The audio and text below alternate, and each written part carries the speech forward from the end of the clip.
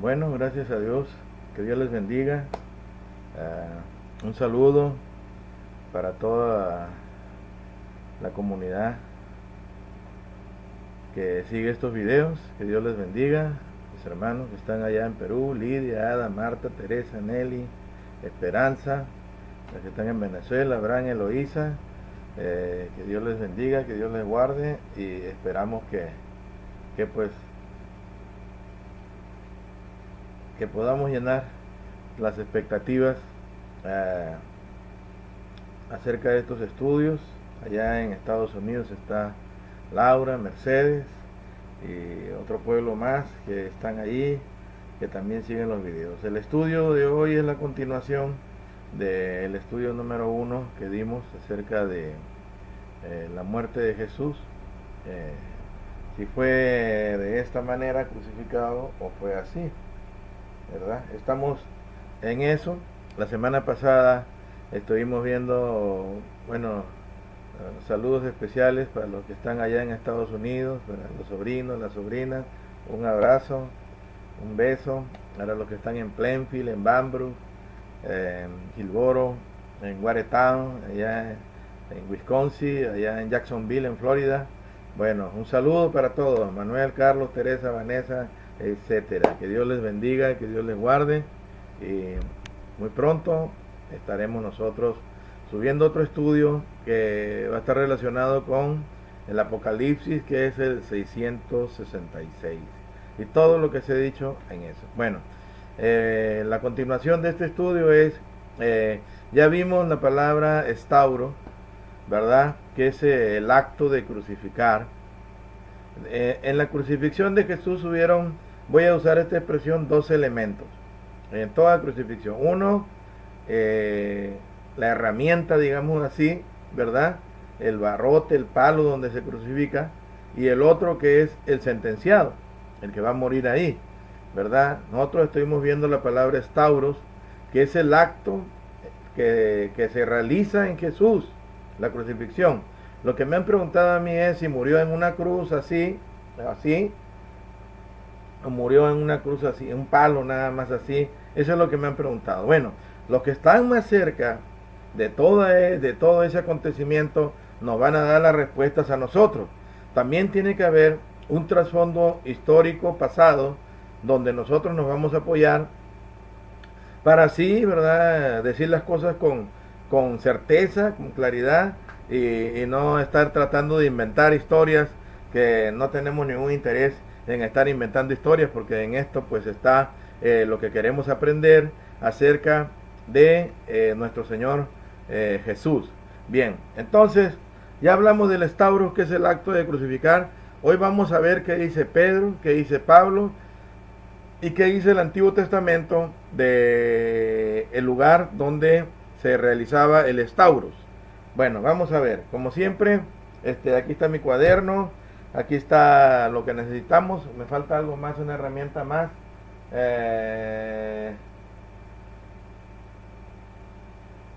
Vamos a ver, ¿qué me falta? Me falta mi Nuevo Testamento griego, no lo veo por aquí, no lo veo por allá. Ay, Dios mío, ¿dónde está mi Nuevo Testamento griego? Bueno, no lo encuentro, no lo veo. No lo veo por acá. Pero no hay ningún problema. Bueno, vamos a ver, porque tengo una herramienta aquí que nos va a ayudar también. Bien, vamos a ver, vamos a ver, vamos a ver. Para ver esto, tenemos un trasfondo histórico acerca de dónde se realizaba el estauros, la crucifixión. Está en Deuteronomio 21-23. Vamos a ver qué dice la palabra de Dios con respecto al estauros. Vamos a leer la Biblia, Deuteronomio 21-23. Y dice la palabra de Dios de la siguiente manera.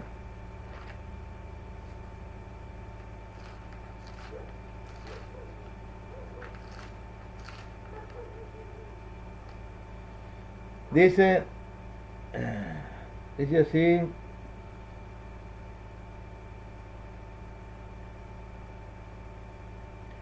...21-22... si alguno hubiere cometido algún crimen digno de muerte, y lo hicieres morir, y lo colgares en un madero, en un madero. Entonces vamos a ver, esto es lo que dice así en español, pero vamos a ver qué dice la Septuaginta. La Septuaginta, aquí la tienen ustedes.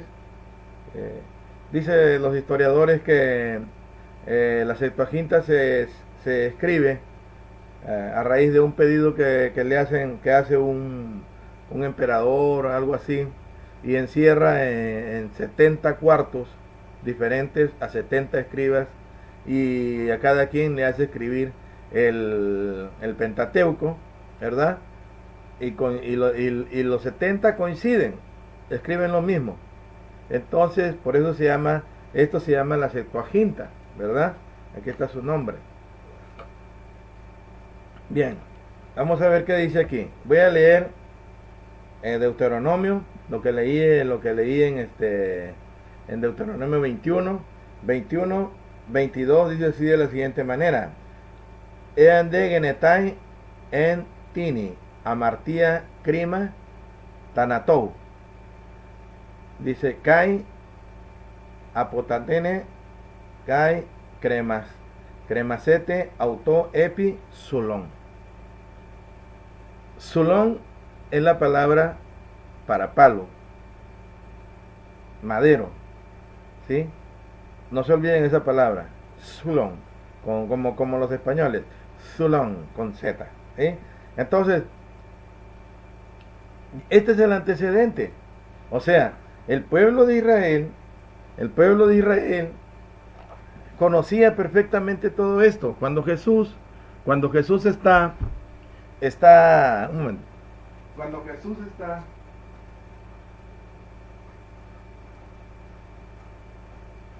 miren, cuando Jesús está con los discípulos, Jesús le dice algo a los discípulos, algo muy interesante, ¿sí? Que lo vimos en el video anterior, que se acuerdan que leímos Mateo 10:38, vamos a volver a leer. Mateo 10:38. Y lo leímos. Vamos a ver Mateo 10:38 dice: y el que no toma su cruz y sigue en pos de mí, no es digno de mí.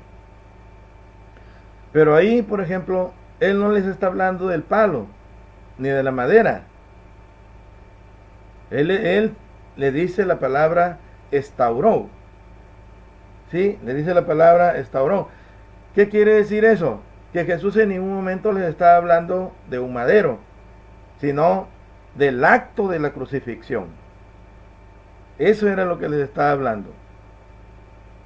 Si no, Jesús hubiera dicho, el que quiera venir en pos de mí, nieguese a sí mismo, tome su cholón, o sea, su palo, y me sigue. No. Él está diciendo, el que quiera venir en pos de mí, nieguese a sí mismo, tome su estaurón. O sea, el acto de la crucifixión. No el palo, sino el acto de la crucifixión. Y así, Jesús también en 16:24, Mateo 16:24,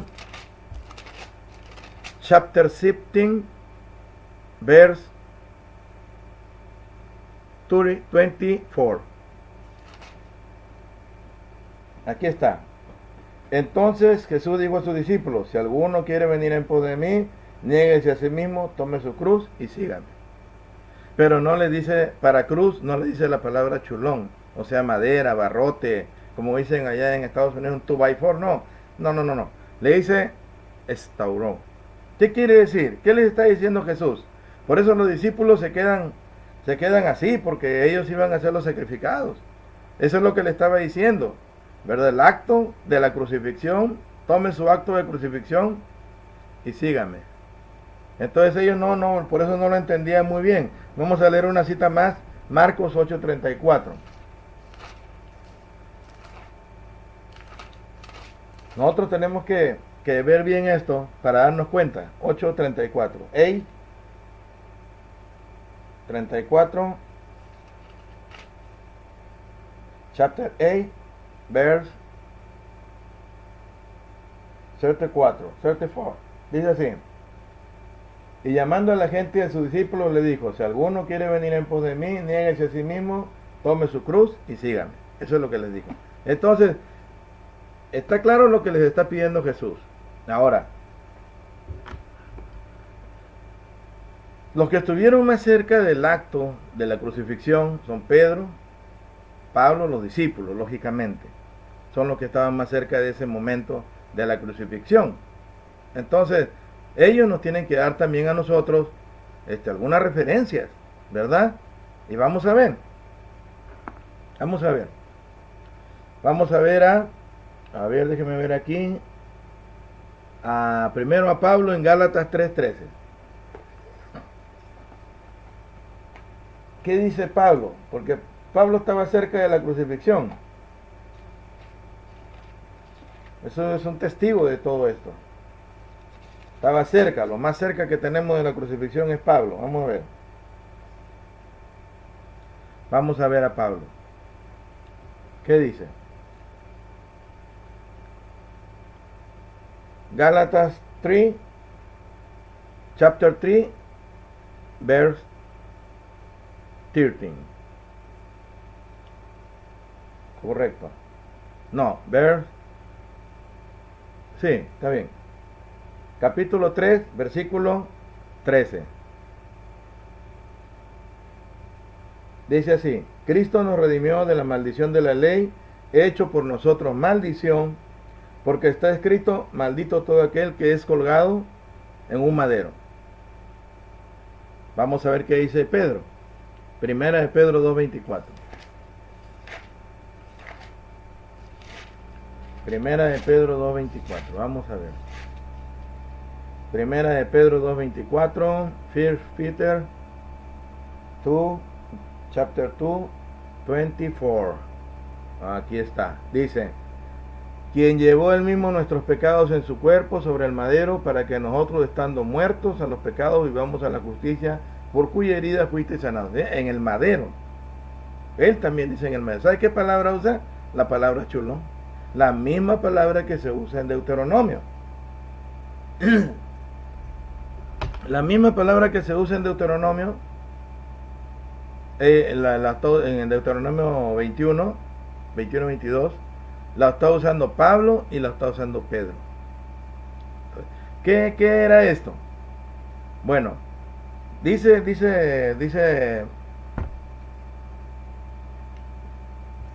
diccionario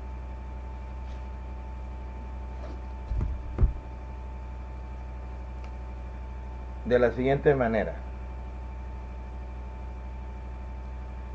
Shulon denota madera para cualquier tipo de uso, árbol, cepo o palo. Eso es lo que dice el diccionario. Aquí está. Voy a volver a leer.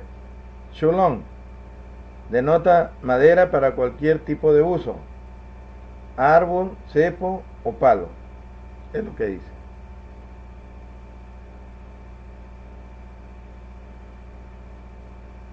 Eso es lo que dice. ¿Sí? Hay una nota aquí: Hechos 5:30, 10:39, 13:29, Gálatas 3:13, Primera de Pedro 2:24, que es el mismo término. El término madero es traducido por chulón, refiriéndose al madero del Señor. Ver árbol, cruz y crucificado. Entonces, tenemos que entender esto.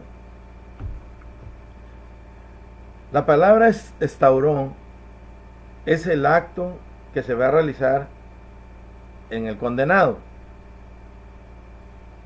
La palabra chulón es el madero donde va a ser crucificado, donde va a ser clavado. Dice Deuteronomio que tiene que ser colgado, pero yo les explicaba la semana pasada que en Jesús se tenía que cumplir la profecía, la misma que le di los textos, donde decía: pies horadados y manos horadadas, ¿verdad? O sea, él tenía que ser clavado, no había otra opción. Todos los que habían muerto hasta el momento en que es sacrificado Jesús, Todos habían sido colgados. El único que fue clavado, fue Jesús, porque en Jesús se cumple esa profecía. La di la semana pasada, se la voy a volver a dar otra vez. La profecía es el Salmo 22:16, Zacarías 12:10, y su cumplimiento está justamente en Lucas 23:33 y Juan 20:25. Ahí encontramos nosotros. ¿Qué más sigue después de esto? Nosotros tenemos que ir caminando, ir viajando, para así poder encontrar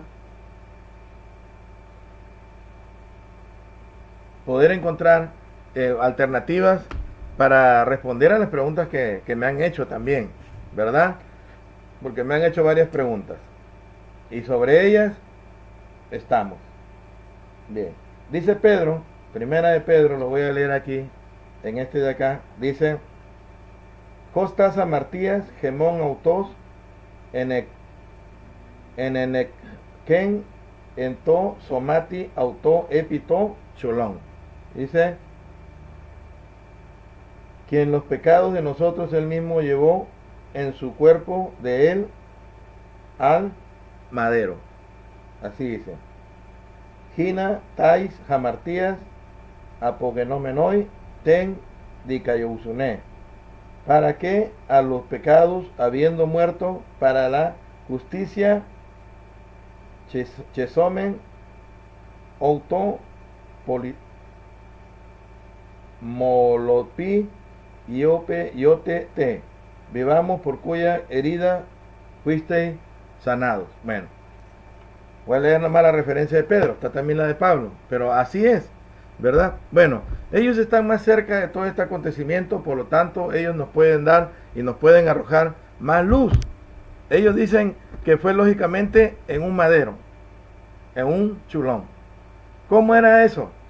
En el Antiguo Testamento ya encontramos la referencia para el castigo, ¿sí?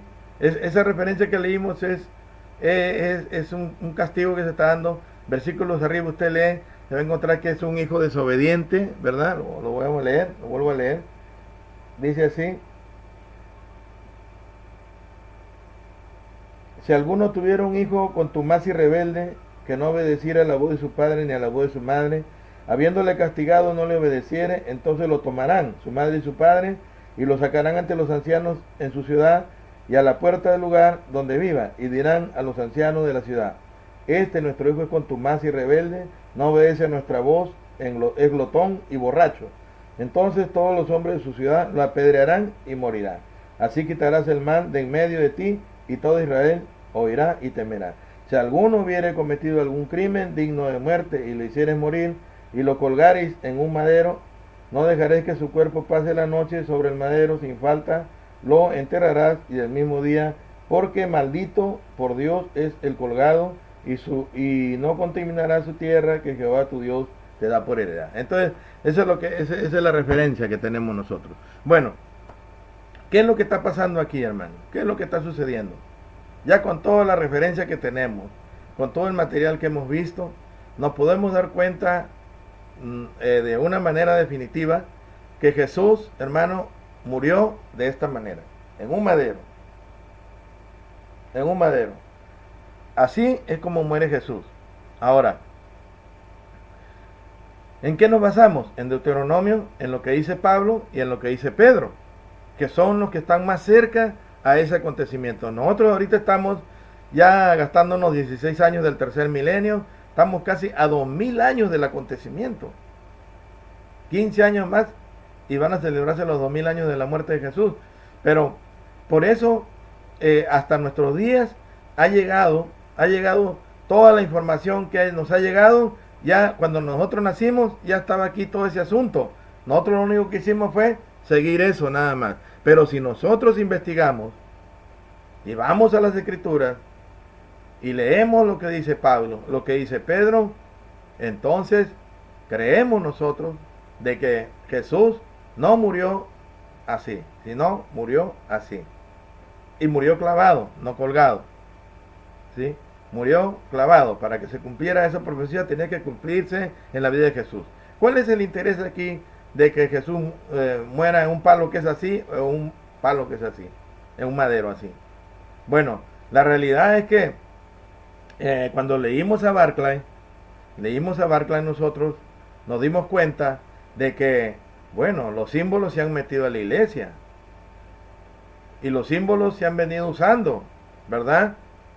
Como dice Barclay, como dice W. Wine, dice que en el crecimiento de la iglesia, en el crecimiento del evangelio, cuando Constantino, el emperador, lo logra que la religión cristiana sea legal y se convierta en la religión del imperio, entonces en ese crecimiento que se da, la iglesia empezó a absorber todo lo que todas las demás religiones que había en el imperio las empezó a absorber. Las empezó a absorber con sus símbolos, con sus dioses, con sus imágenes, con todo lo que tenía, ¿verdad? Es la iglesia de Roma. Piensen bien, la iglesia de Roma. En el otro video yo les voy a hablar de personas que se salieron de la iglesia a causa de eso. Voy a seguir ahora en esto. Miren. Y absorbieron todos los símbolos, todos los dioses. Por eso actualmente la iglesia de Roma está llena de todo, ¿verdad? Y la iglesia cristiana, los seguidores de Cristo, tenemos que ir a las escrituras y darnos cuenta y no meter en nuestras capillas pues una cruz, porque la cruz, ya dije Barclay, es el símbolo de el dios de los caldeos, que era el dios Tamuz, y ellos, los caldeos, lo representaban con una T. Al crecer la iglesia cristiana y hacerse la religión oficial de ese tiempo, porque hasta ahora es la religión oficial, al hacerse la religión oficial en el Imperio Romano, cuando conquistan a los caldeos traen pues su símbolo de la T del dios Tamuz. Eso es lo que es. Y la iglesia de Roma acepta todo eso. Es como usted va a una iglesia católica, no se da cuenta a veces uno, pero yo por ejemplo fui invitado a una iglesia allá en Nueva Jersey.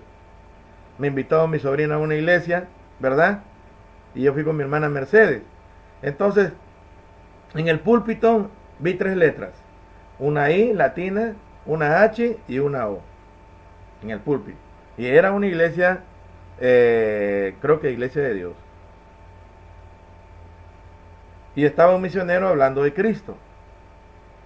Entonces yo pregunté, y le dije, ¿qué cosa quiere decir la I latina, la H y la O a la persona que se nos acercó? Y la persona me dijo, no sé. Le pregunté a mi hermana Mercedes, que ya tiene muchos años en el evangelio, le dije, hermana, esos tres letras, ¿qué cosa quieren decir? Ah, no sé, nunca las había visto, me dijo. O sea, ¿se dan cuenta? ¿Sí? Pero si ustedes leen, repasan y estudian, esos son símbolos también. Porque la iglesia romana está llena de símbolos. Usted la tiene que ir dándose cuenta. ¿Sí? Usted tiene que ir investigando. Por eso hasta nuestros días la cruz es un símbolo de la iglesia católica. Porque ellos aceptaron, la iglesia romana aceptó el símbolo de los caldeos, que era con el que celebraban y se imaginaban y adoraban al dios Tamuz.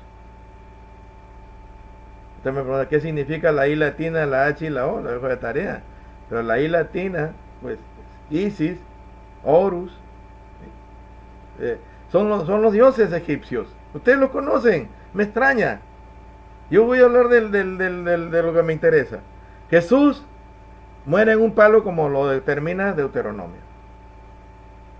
Pablo me da la razón.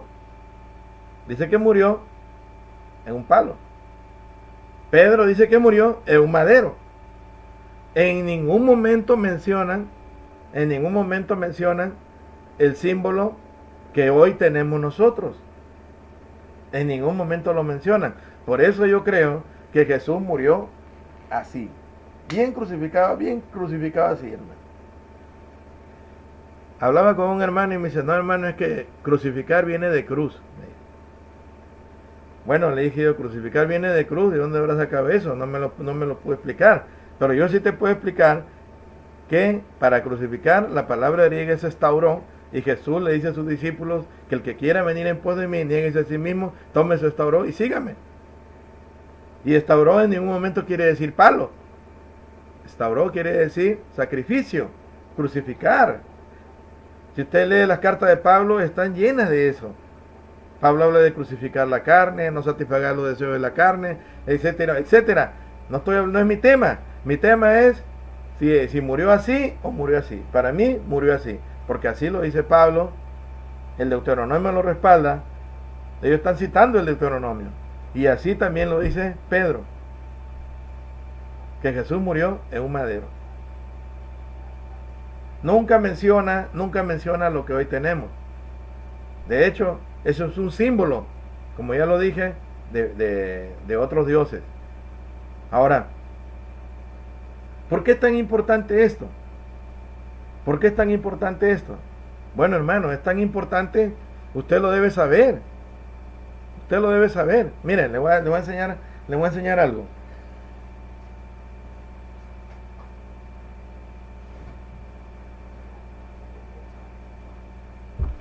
Este yo lo había leído, este es ayudas para entender la Biblia, este es de los testigos de Jehová. Este no lo tienen ni los testigos de Jehová. Cayó en mis manos. Bueno, gracias a Dios, ¿verdad?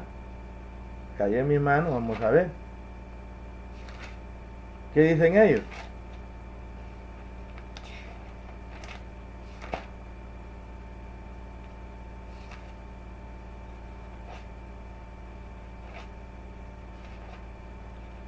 Ahorita me vino a la cabeza esto, yo no lo había tenido, ¿sí?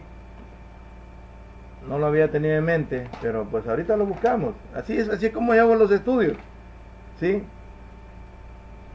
Entonces yo no estoy con el asunto de que Dios, en el momento que me pare en el púlpito, Dios me va a iluminar. No tengo que buscar que Dios me ilumine de días y días, estoy buscando que Dios me ilumine para saber qué cosa es lo que voy a decir. No voy a poner a gritar detrás de un púlpito o a nomás a citar textos y pues es lo que Dios me ha dado. No, hermano, no engañes al pueblo ya, ponte a estudiar, ¿sí? Póngase a estudiar, lea, vétase a una escuela, aprenda. Vamos a buscar madero, maestro, madre,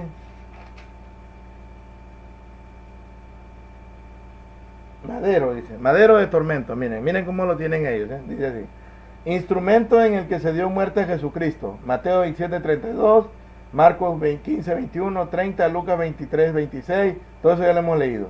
En el griego clásico, la palabra que se vierte en madero de tormento es la traducción del madero, dice, es stauros. Y también lo citan. Indica principalmente un madero de poste vertical. Y no hay nada que demuestre que los escritores de las escrituras griegas cristianas usasen ese término para designar un madero con una viga transversal. Y aquí citan un libro. El libro de Nan Christian Cross dice así: John Dean Person. No hay una sola frase en ninguno de nuestros escritos que forman el Nuevo Testamento que en el griego original ofrezca siquiera evidencia indirecta de que el estauro se usó en el caso de Jesús fuera distinto al estauro común, mucho menos de lo que haya considerado en dos trozos de madera clavados en forma de cruz. En vez de eso, se usó uno solo. Lo dicen los testigos de Jehová. Por eso que los cristianos, cuando los testigos de Jehová le dicen esto, como que se les abre los ojos, descubren, ¡ay! Hasta que por fin descubrí la verdad, la luz, me cayó la luz, ahora sí estoy en la verdad, estoy en esto. Hace años debe usted estudiar eso. Usted desde que se convirtió a Cristo, usted tiene que convertirse en un estudioso de la palabra de Dios. Le digo, mire, yo no soy solo yo. Yo le estoy diciendo lo que dicen las escrituras. No soy testigo de Jehová tampoco, pero leo la literatura de ellos, veo qué cosas dicen, ¿sí? Y encuentro que también piensan lo mismo, como Barclay, como Beacon. Entonces, ¿por qué es que nosotros entonces tenemos ese símbolo metido dentro de las iglesias? Yo no voy a decir que lo saquen. Yo no voy a decir que lo saquen. Yo no soy nadie para autorizar eso, si saquen eso de ahí. Yo apelo a su conciencia, apelo a sus conocimientos, apelo a su inteligencia. Piense, piense cómo murió su Salvador, sobre qué murió, en dónde lo clavaron. Usted tiene que responder esas preguntas. No espere que un testigo de Jehová le toque la puerta para decirle, no murió así, murió así, ¿verdad? Y le muestra lo que yo le he mostrado, los textos que yo le estoy enseñando, y usted, sí, el pastor me está engañando. Pero el pastor tampoco estudió. No se preocupó por enseñar las cosas. Eso es lo triste. Debería sentirse uno triste, ¿verdad? No saber. Yo les he enseñado cómo yo voy llevando todos los libros que les estoy enseñando, que les estoy leyendo, ¿verdad? Para llegar a una conclusión. La conclusión es la siguiente. De que por siglos y siglos y siglos, pues pastores, ministros, evangelistas, denominaciones han sido engañadas. Les han hecho creer que Jesús murió en una cruz así. La mercadotecnia, las películas y todo lo que usted ha visto donde se realiza ese acto, hermanos, es parte de toda la publicidad de todo esto. Piense usted quién está detrás de todo esto. Toda esa tradición se ha venido cargando por siglos y siglos y siglos y siglos, lamentablemente. Pero usted como buen cristiano, te abra los ojos. Abra los ojos. A veces los pastores saben algo de esto. Dice, quitan esa cruz, que esa cruz, pero no les explican a los feligreses. Acuérdese usted, Astaurus es el acto que se realiza en la persona. Shulón es la madera. Jesús fue clavado así en una madera. Así fue clavado. Así murió. Y por siglos y siglos nos han enseñado lo otro. Lamentablemente. Yo hasta aquí termino. El otro video que voy a presentar se va a titular del mismo nombre. Y voy a leer las historias de los hombres que de ver lo que estaba pasando, de lo que sucedía en la iglesia, de ese entonces se salieron. Y vamos a leer algunas historias para que ustedes vean de que esto pues tiene mucha historia para ver. Que Dios les bendiga, un abrazo, un beso. No quiero lastimar ni ofender a nadie, hermanos. Lo único que quiero es explicarle, tal vez en su iglesia no haya una cruz, pero su pastor a lo mejor no le explicó por qué no tiene la cruz. Le habrá dicho, no, Cristo no murió en una cruz, pero hasta ahí nada más. Yo ya le ayudé con lo demás, ¿sí? Yo ya les expliqué, fuimos al griego, traje los diferentes comentaristas serios, traje diccionarios, traje todo. Leí la palabra, que es la base principal de todo esto. ¿Qué más, hermano? Que Dios les bendiga, un beso, un abrazo, un saludo para todos allá en Nueva Jersey, en Wisconsin, Florida. Un abrazo para todos, que Dios me los bendiga, los amo, los quiero mucho. Amén. Un saludo también para Plainfield, que no se me olvida. Amén.